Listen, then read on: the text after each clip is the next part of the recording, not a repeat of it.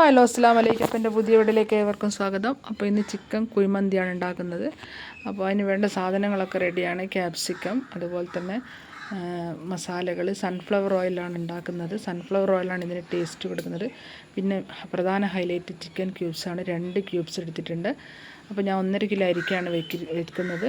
1.5 kilo അരി 1 kilo ചിക്കനാണ് എടുത്തിരിക്കുന്നത്. അപ്പോൾ അതിന് വേണ്ട മസാലക്കൂട്ടുകളൊക്കെ റെഡിയാണ്. ആദ്യം ഞാൻ ആ 1.5 കിലോ അരി ബെല്ല റൈസിൻ്റെ ഇതിൻ്റെ മന്തി അരിയാണ് ഞാൻ എടുത്തിരിക്കുന്നത്. ആ മന്തി അരി 1 മണിക്കൂർ വെള്ളത്തിൽ സോക്ക് ചെയ്യാൻ വെച്ചു. കഴുകിയതിന് ശേഷം സോക്ക് ചെയ്താൽ മതി. എന്നാൽ പിന്നീട് കഴുകേണ്ട ആവശ്യമില്ല. അപ്പോൾ അതൊരു മണിക്കൂർ സോക്ക് ചെയ്യാൻ ഞാൻ വെള്ളത്തിലിട്ട് വെച്ചു. അതിനുശേഷം ഞാൻ ചിക്കൻ കഴുകി വൃത്തിയാക്കി അതൊരു പാത്രത്തിലേക്ക് ഇട്ടു. അരി നല്ല വൃത്തിയിൽ കഴുകിയതിന് ശേഷം നമുക്കത് സോക്ക് ചെയ്യുമ്പോൾ പിന്നീട് കഴുകേണ്ട ആവശ്യമില്ല കേട്ടോ. അപ്പോൾ നന്നായിട്ട് അത് സോക്ക് ചെയ്തോളും. അപ്പോൾ ഞാൻ എടുത്തിരിക്കുന്ന അരി നല്ല നീളമുള്ളതാണ്. അപ്പോൾ ഞാൻ ചിക്കൻ എന്താ ചെയ്തതെന്ന് വെച്ചാൽ ഉരുളി പാത്രത്തിലാണ് ഞാൻ ഉണ്ടാക്കുന്നത്.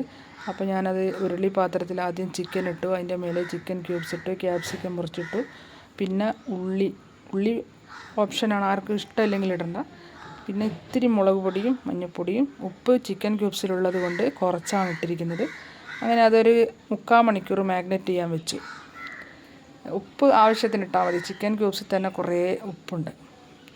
അപ്പോൾ കുറച്ച് നേരം മാഗ്നേറ്റ് ചെയ്യാൻ വെച്ചു. പിന്നെ കുരുമുളക് ഒരു 10-15 മണി കുരുമുളക് ഇട്ടാൽ നമുക്ക് ആ മന്തി കടിക്കുമ്പോൾ നല്ല ടേസ്റ്റ് ആയിരിക്കും. അപ്പോൾ ഞാൻ അതും അതിലിട്ടിട്ടുണ്ട്.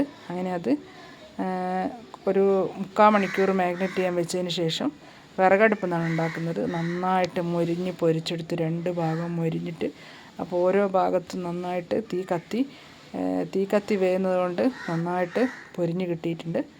എന്നിട്ട് ഞാനെന്താ ചെയ്തതെന്ന് വെച്ചാൽ സോക്ക് ചെയ്ത അരി അരിപ്പക്കൂട്ടയിൽ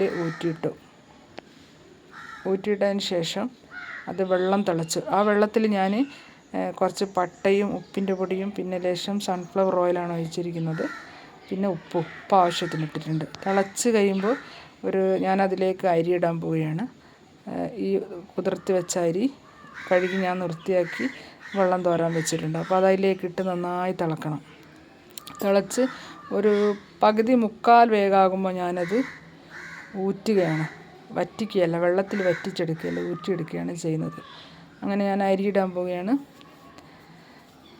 അപ്പോൾ അരിയിട്ട് നന്നായിട്ട് തിളയ്ക്കുന്നുണ്ട്. തിളക്കുന്ന നേരം തന്നെ നമ്മളത് ഇങ്ങനെ ഊറ്റണം. അങ്ങനെ ഞാനത് അരിപ്പക്കൂട്ടയിൽ ഇടയ്ക്കിടയ്ക്ക് ഇളക്കി കൊടുക്കുന്നത് നല്ലതാണ്. ഒട്ടിപ്പിടിക്കാതിരിക്കാൻ വേണ്ടിയിട്ടാണ് ഞാൻ സൺഫ്ലവർ ഓയിൽ അതിലേക്ക് ഒഴിച്ചിരിക്കുന്നത്. അപ്പോൾ തീരെ ഒട്ടൂല. അപ്പോൾ നമ്മൾ മന്തി കടയിൽ നിന്ന് വാങ്ങുന്ന അതേ മന്തി ആയിരിക്കും. പിന്നെ അത് അരിപ്പക്കൂട്ടയിൽ ഊറ്റി പിന്നെ ആ മസാലേൻ്റെ മുകളിൽ ചോറിട്ടു. പിന്നെ ചാർക്കോൾ ഇല്ലാത്തത് കൊണ്ട് ചിരട്ട കത്തിച്ചു. അതിനുശേഷം സൺഫ്ലവർ ഓയിൽ ഇട്ടിച്ചു. അപ്പോൾ നല്ല സ്മോക്കായിരുന്നു. അപ്പോൾ ഇന്നത്തെ മന്തി റെഡിയാട്ടോ. അടിപൊളി മന്തിയാണ്, കടയിൽ നിന്ന് വാങ്ങുന്ന അതേ മന്തി. അതിന് മയോണൈസാണ് ഉണ്ടായിരിക്കുന്നത്. മയോണൈസ് എന്ന് പറയുമ്പോൾ മുട്ട പുഴുങ്ങിയിട്ടാണ് ഞാൻ വെളുത്തുള്ളിയും സുർക്കയിട്ട് മിക്സിയിലിട്ട് അടിച്ചെടുത്തത്. പിന്നെ തക്കാളീൻ്റെ ഒരു സോസും, തക്കാളിയും മല്ലിച്ചപ്പലും ഇട്ടിട്ട്. അപ്പോൾ മന്തി ഇഷ്ടപ്പെട്ടാൽ ലൈക്ക് ചെയ്യുക, ഷെയർ ചെയ്യുക, സബ് ചെയ്യുക, സപ്പോർട്ട് ചെയ്യുക.